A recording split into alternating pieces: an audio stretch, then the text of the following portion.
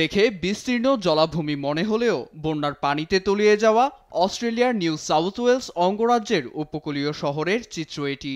সপ্তাহ জুড়ে প্রবল বর্ষণের ফলে গুরুত্বপূর্ণ বন্দর ও শহরতলি সবই ডুবে যায় পানিতে। ভয়াবহ এ বন্যায় ঘটেছে প্রাণহানিও। ঘরবাড়ি ডুবে যাওয়ায় পানিবন্দী জীবনযাপনও করতে হয় উপকূলের 50,000 বাসিন্দাকে। বিশেষ সতর্কতা জারির সত্ত্বেও সময়মতো নিরাপদে সরতে না পারায় বাসিন্দাদের এ দুরবস্থা।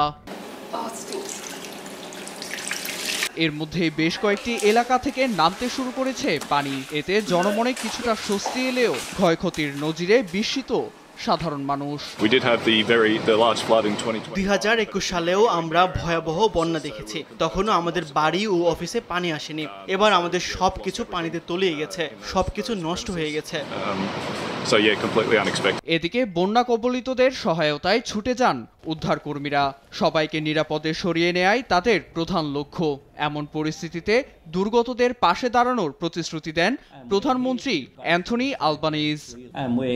আমরা সবাইকে বলতে চাই, কেন্দ্রীয় সরকার, স্থানীয় সরকার সবাই ক্ষতিগ্রস্তদের পাশে রয়েছে। পরিস্থিতি মোকাবিলায় আমরা সর্বোচ্চ চেষ্টা করছি। বৃষ্টি পড়া বন্ধ হলেও পানি না কমায় আমরা বেশি চিন্তিত।